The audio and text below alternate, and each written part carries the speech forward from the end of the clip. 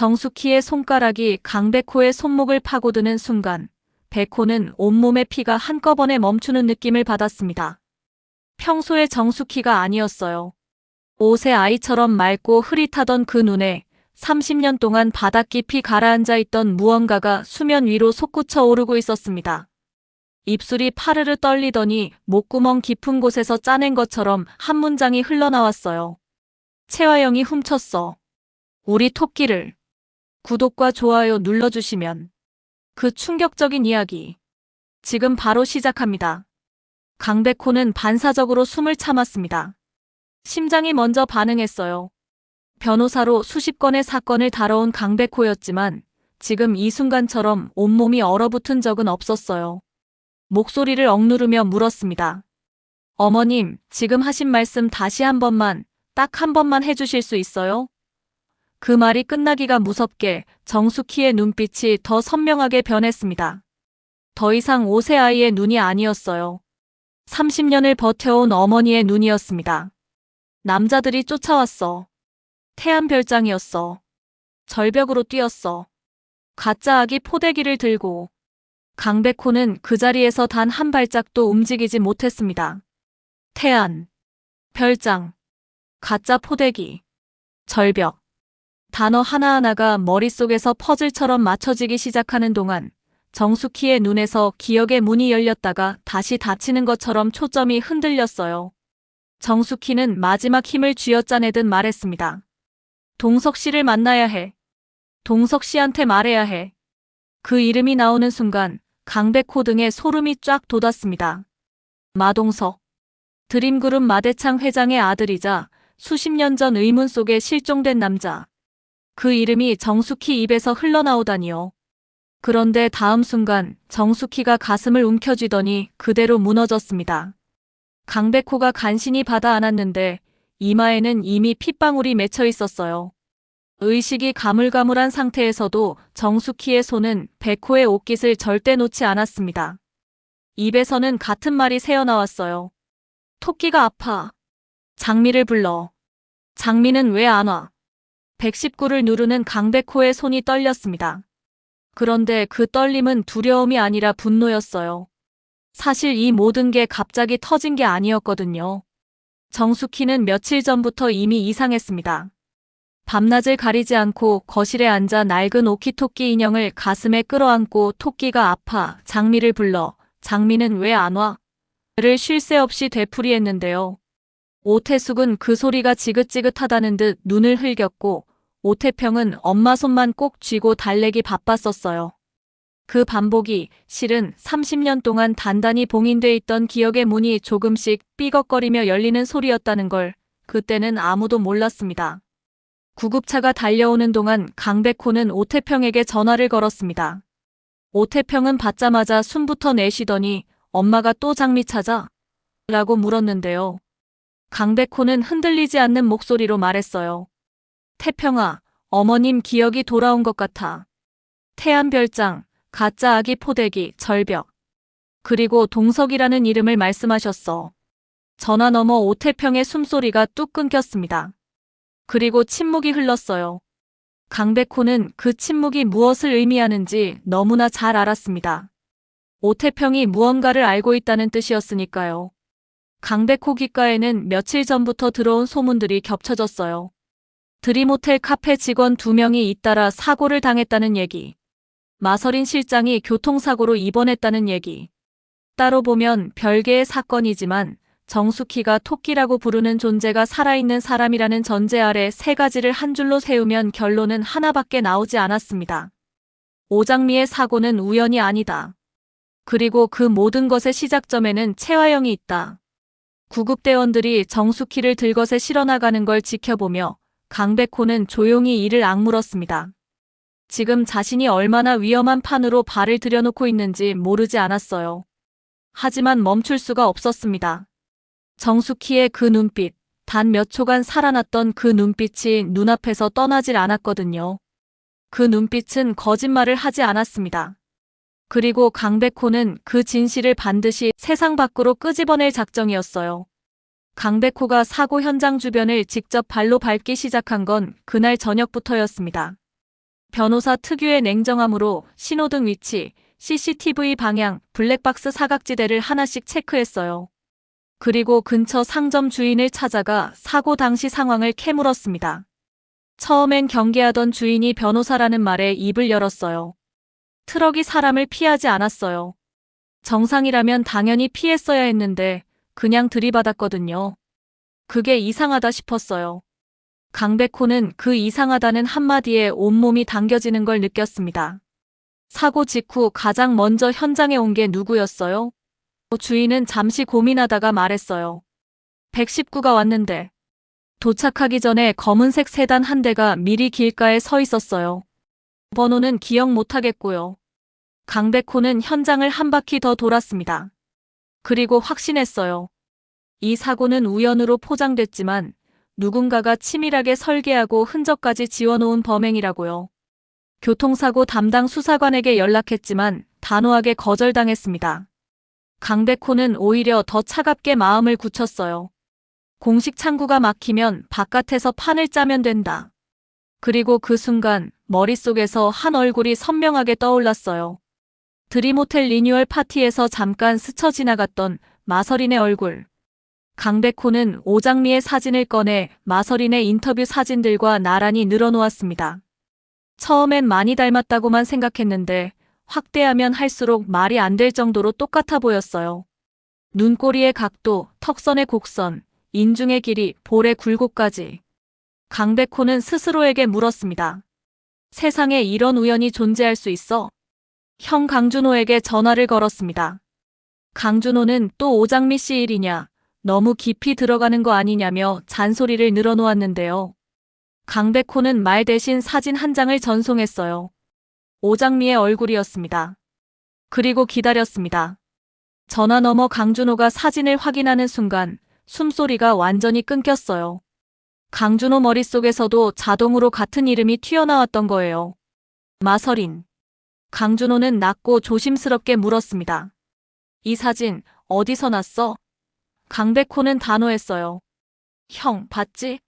오장미 씨야. 닮은 게 아니라 똑같아. 형이 마서린 실장한테 연결해줘. 내가 직접 확인해야 해. 강준호는 잠시 망설였습니다. 채화영이 얼마나 집요하고 위험한 사람인지 알고 있었고 마서린이 교통사고로 입원했다는 것도 들은 상태였거든요. 그러나 강백호가 멈출 사람이 아니라는 것도 알았기에 강준호는 결국 연락을 돌렸습니다. 마서린 실장님, 저 강준호입니다. 몸은 좀 괜찮으세요? 그 전화를 받은 건 오장미였습니다. 지금 마서린의 이름으로 드림호텔을 오가며 움직이고 있는 사람이 오장미였으니까요. 오장미는 전화기를 쥔 손이 하얗게 질렸지만 숨을 고르고 차분하게 말했어요. 무슨 일인데요? 강준호가 동생 강백호 변호사가 사건 자문을 구하고 싶어 한다고 전하자 오장미는 짧게 대답했습니다. 알겠습니다. 시간과 장소 잡아주세요. 약속 장소는 드림호텔 1층 창가 레스토랑이었습니다. 오장미가 먼저 도착해 창가 자리에 앉았는데 손끝이 계속 떨려서 물컵을 잡았다가 2번이나 내려놓았어요.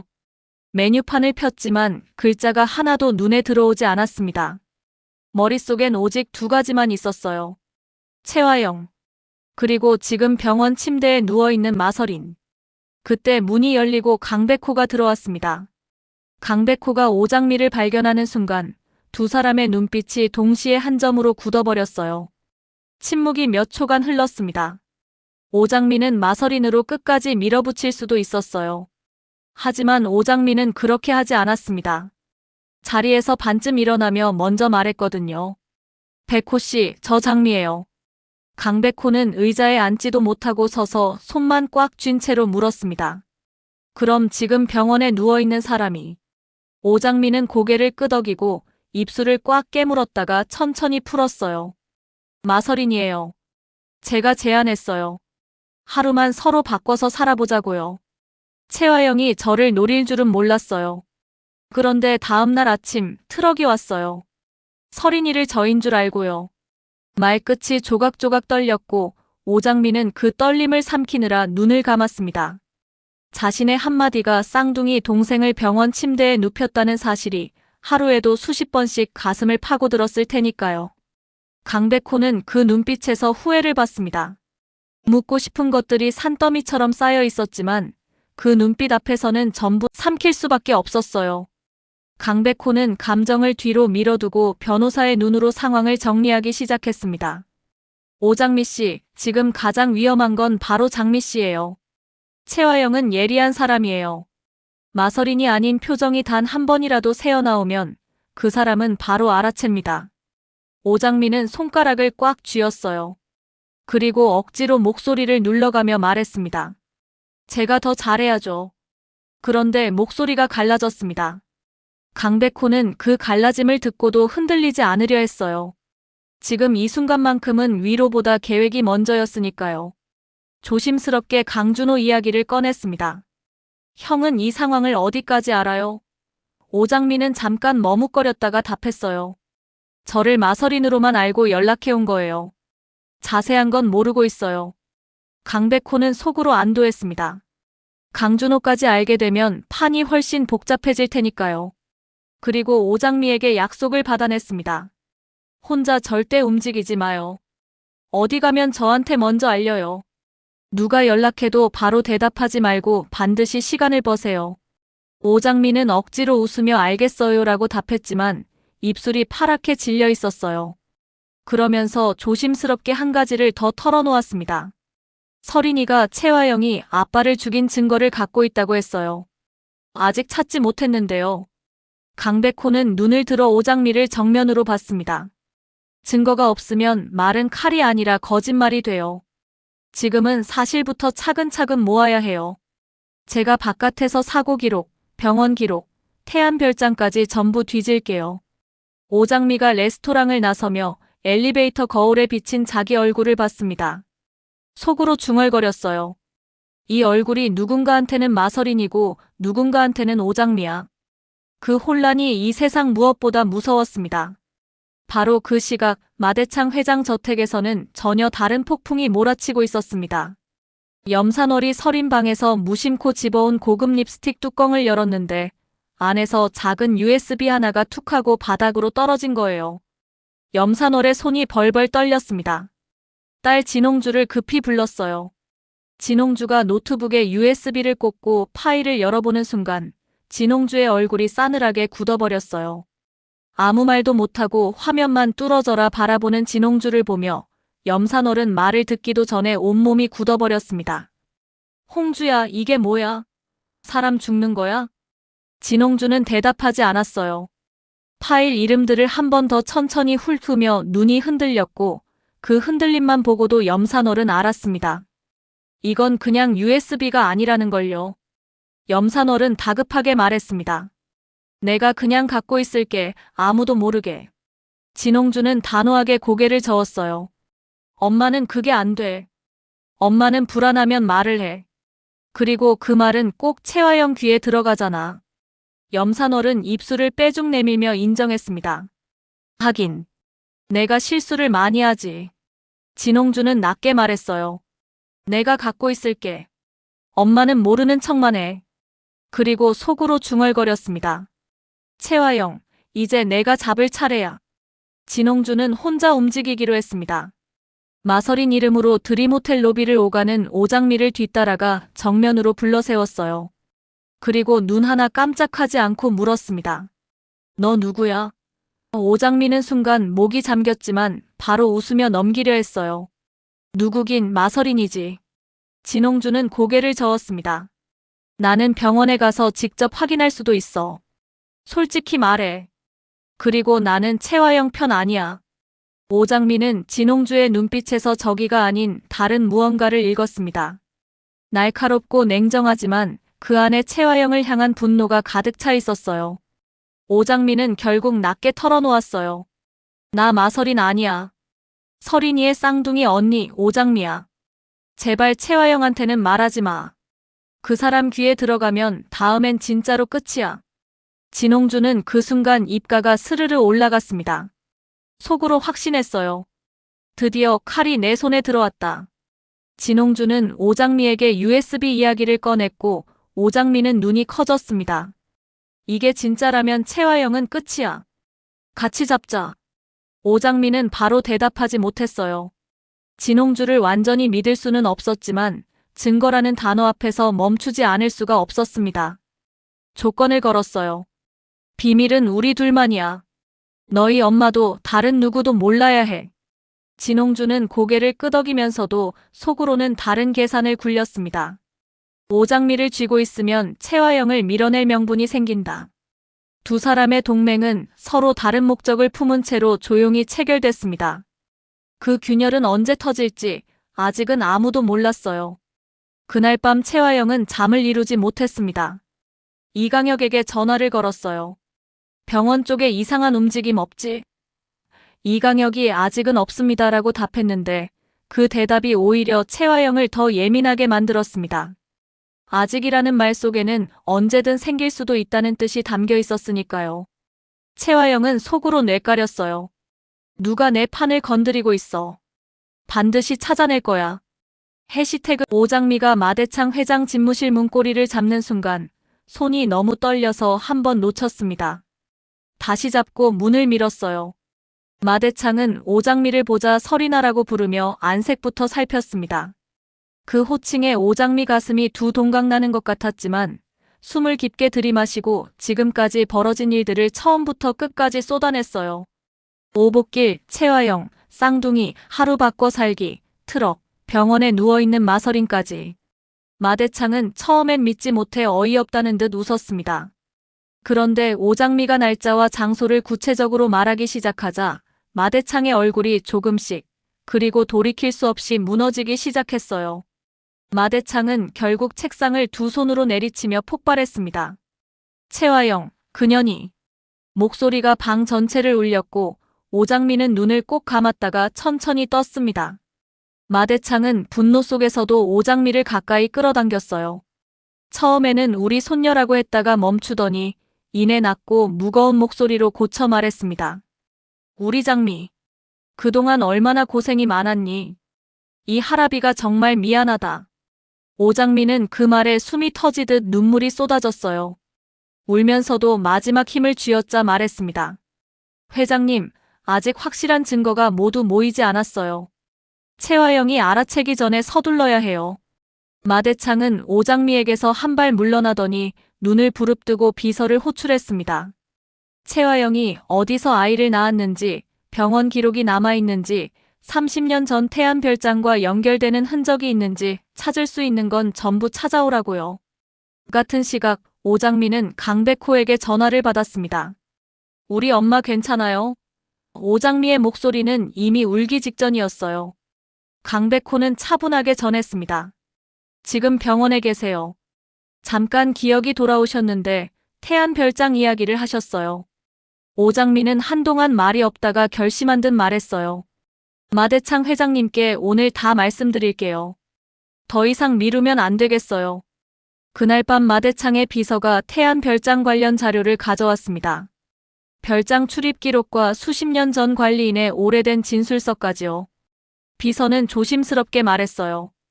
회장님, 태안별장에 최근에도 누군가 드나든 흔적이 있습니다. 마대창은 창밖을 멍하니 바라보며 속으로 되뇌었습니다. 내가 뭘 놓친 거지? 그 자책이 분노로 뒤집히는 데는 오래 걸리지 않았어요. 다음 날 이른 아침, 강백호는 태안별장 앞에 혼자 서 있었습니다. 그런데 별장으로 이어지는 흙길 끝에서 차 한 대가 멈추더니 마대창이 내렸어요. 두 사람은 서로를 한번 천천히 훑어봤습니다. 마대창이 먼저 물었어요. 자네는 누군가? 강백호는 숨기지 않았습니다. 저는 강백호 변호사입니다. 오장미 씨 일로 이곳에 왔습니다. 마대창은 눈빛을 좁히더니 또 물었어요. 정숙희가 뭐라고 했는지 전부 말해줄 수 있겠나? 강백호는 정숙희가 뱉어낸 것들을 하나도 빠짐없이 전했습니다. 토끼, 절벽, 가짜 아기 포대기, 그리고 동석이라는 이름. 마대창은 동석이라는 이름이 나오는 순간 눈이 번쩍 뜨이며 주먹을 꽉 쥐었어요. 입 밖으로 흘러나온 목소리는 낮고 갈라져 있었습니다. 동석. 내 아들 이름을 이런 데서 다시 듣게 될 줄은 몰랐네. 두 사람은 별장 안으로 들어갔습니다. 오래된 먼지 냄새가 코를 찔렀고 구석에 뒤집혀 있는 낡은 장난감 상자가 눈에 걸렸어요. 강백호는 별장 안쪽을 꼼꼼히 살피다가 벽지 한쪽이 미세하게 들뜬 것을 발견했습니다. 손끝으로 눌러보니 텅하는 울림이 났어요. 마대창과 함께 힘을 주어 벽장을 밀자 뒤에서 낡은 나무무늬 모습을 드러냈습니다. 그 안에는 오래된 나무 상자 하나가 있었는데 먼지가 수북하게 쌓인 표면에 딱 한 군데만 손자국처럼 닦여 있었어요. 강백호는 즉시 알아챘습니다. 최근에 누군가 이걸 열었다는 뜻이라고요. 상자를 열었을 때 안에서 나온 건 말라붙은 천 조각과 찢어진 아기 포대기 끈이었습니다. 마대창은 그것을 보는 순간 숨을 크게 들이마셨어요. 강백호 머릿속에서는 정숙희가 말한 가짜 아기 포대기라는 단어가 정확하게 맞아 들어가는 소리가 났습니다. 두 사람은 잠시 아무 말도 하지 못했어요. 태안별장이 30년 전 사건의 실제 현장이었다는 게 이제 눈앞에 실물로 펼쳐져 있었으니까요. 침묵을 먼저 깬 건 마대창이었습니다. 강백호를 정면으로 바라보며 말했어요. 강백호 씨, 혼자 움직이면 위험합니다. 함께 합시다. 강백호는 그 말이 무겁고도 든든했습니다. 고개를 끄덕이며 혼자서 정의를 세우려던 마음을 내려놓았어요. 그런데 바로 그 순간이었습니다. 딱! 별장 안쪽 깊은 곳에서 작지만 분명한 소리가 났어요. 강백호와 마대창이 동시에 몸을 굳히며 그 방향을 노려봤습니다. 바람인지 짐승인지 아니면 사람인지 아직은 알 수 없었어요. 하지만 한 가지만은 분명했습니다. 태안별장은 오래전부터 비어있지 않았다. 그리고 채화영이 혼자서 이 모든 것을 설계했을 리 없다. 그때 강백호의 휴대폰이 울렸습니다. 병원 번호였어요. 전화를 받자마자 간호사의 목소리가 흘러나왔습니다. 정숙희 환자의식이 돌아왔습니다. 차분한 목소리였지만 강백호 귀에는 사이렌처럼 들렸어요. 지금 바로 갑니다라고 말했지만 발이 태안 바닥에 뿌리 내린 것처럼 떨어지질 않았습니다. 마대창을 바라봤고 마대창도 고개를 끄덕였어요. 서울에서는 진홍주가 USB를 가방 가장 깊숙한 곳에 밀어넣으며 혼잣말을 했습니다. 오장미가 내 손을 잡았어. 이제 채화영은 도망 못 가. 진홍주는 파일을 2개로 복사했어요.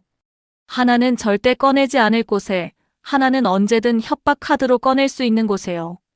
진홍주의 입가엔 웃음이 걸려 있었지만 그 눈은 끝내 웃지 않았습니다. 태안별장 안에서 또 한 번 딱 하는 소리가 울렸습니다. 강백호와 마대창이 동시에 몸을 굳혔어요. 이제 이 판은 한 걸음만 잘못 내디뎌도 또 누군가 쓰러지는 판이었습니다.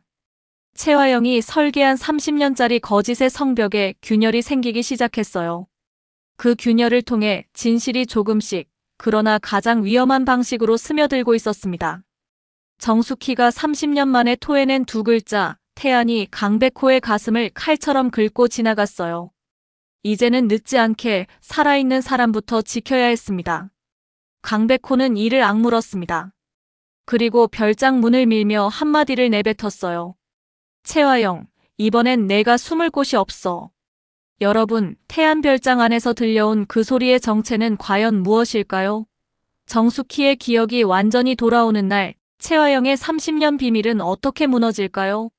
진홍주는 오장미의 편일까요? 아니면 또 다른 칼날을 숨기고 있는 걸까요? 예상 줄거리가 도움이 되셨다면 구독과 좋아요가 다음 이야기를 더 빠르게 만들어드립니다. 댓글로 여러분의 예측도 남겨주세요.